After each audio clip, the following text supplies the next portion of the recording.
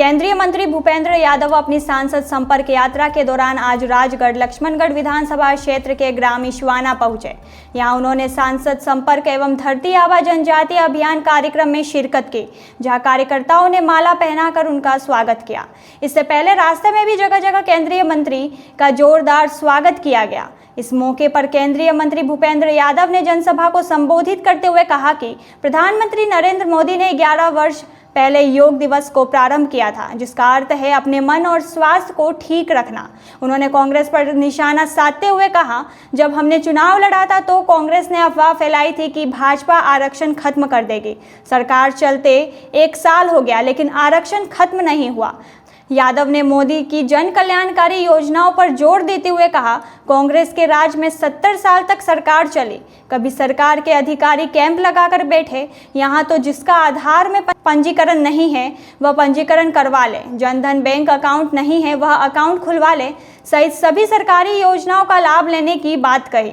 उन्होंने पिछली सरकारों से तुलना करते हुए कहा, कांग्रेस का राज होता था जिसमें पहले आम जन पटवारी का जगह ढूंढता था और तहसील के चक्कर लगाता था, जिला कलेक्टर तो मिला नहीं करते थे। लेकिन आज मोदी ने केंद्र के मंत्रियों को कहकर रख दिया है कि आप गांवों में जाकर बैठे। केंद्रीय मंत्री ने बदलते भारत में सबकी भूमिका तय करने की आवश्यकता पर बल दिया और कहा, हमको नए बदलते हुए भारत में अपनी भूमिका को तय करना होगा। इसके लिए आने वाली पीढ़ी को अच्छे से तैयार करें और इसको लेकर हम लोग खेल उत्सव के कार्यक्रम लाते हैं, गांव-गांव में ई-लाइब्रेरी का काम करवाते हैं। उन्होंने सरकारी योजनाओं के साथ साथ गांव में रोजगार सृजन पर भी बात कही।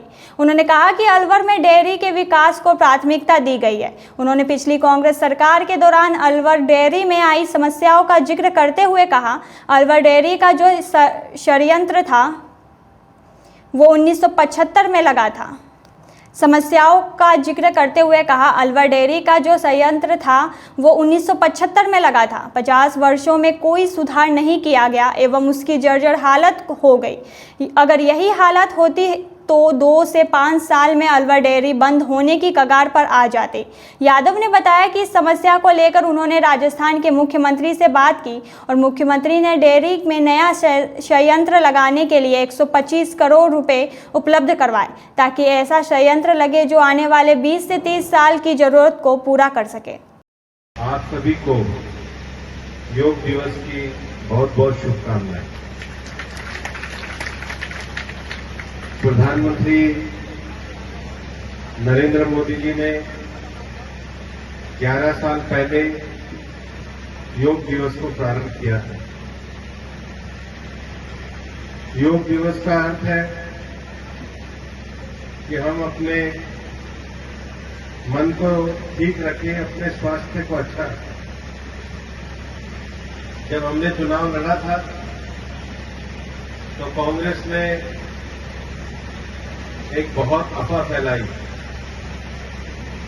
कांग्रेस ने प्रचार किया कि भारतीय जनता पार्टी रिजर्वेशन को खत्म कर देगी। अब तो सरकार चलते हुए 1 साल भी हो गए, किसी का रिजर्वेशन गया भाई? किसी का गया? किसी का भी नहीं गया। और मैं बाबेली के लोगों को पूछूंगा, कांग्रेस के राज में 70 साल तक सरकार चली, कभी सरकार के अधिकारी इस तरीके से कैंप लगा के आके बैठे? यहां तो अभी एसडीएम साहब ने बताया, जिसका आधार में पंजीकरण नहीं हो पंजीकरण करा ले, जिसका जनधन योजना में बैंक का अकाउंट नहीं हो बैंक का अकाउंट करवा ले, जो दिव्यांग है वो अपना अकाउंट करा ले, जो यहाँ पर कृषि की योजनाएं है उसके लिए अपना अकाउंट करवा लो, जो स्वास्थ्य की अपनी जांच है वो जांच यहाँ पे करा लो, जो SC/ST की स्कॉलरशिप है किसी की नहीं हो तो स्कॉलरशिप के लिए सरकारी अधिकारी आपके पास आए हैं, डेयरी के लिए सरकारी अधिकारी आपके पास आए हैं। और हम ये सब धरती आबा जनजातीय उत्कर्ष ग्राम अभियान के अंतर्गत सारे गांव में जा रहे हैं, क्योंकि प्रधानमंत्री नरेंद्र मोदी जी की ये बहुत भावना है कि जो हमारा समाज का बुनियादी ढांचा है, समाज का बुनियादी ढांचा माने सबके पास अच्छा स्वास्थ्य होना चाहिए, शिक्षा के माहौल होना चाहिए, आजीविका को विकसित करने के लिए जनजाति समाज के लिए आधार कार्ड, राशन कार्ड, आयुष्मान योजना कार्ड या स्वास्थ्य का कार्ड या जाति का कार्ड या मूल निवासी का कार्ड या किसान क्रेडिट का कार्ड या जनधन खाते का कार्ड या वृद्धावस्था पेंशन, विधवा पेंशन, दिव्यांग पेंशन या जो सरकार की योजनाएं चलती है मनरेगा का कार्ड, पीएम विश्वकर्मा योजना, मुद्रा ऋण और महिला और बाल विकास ये सारा पैसा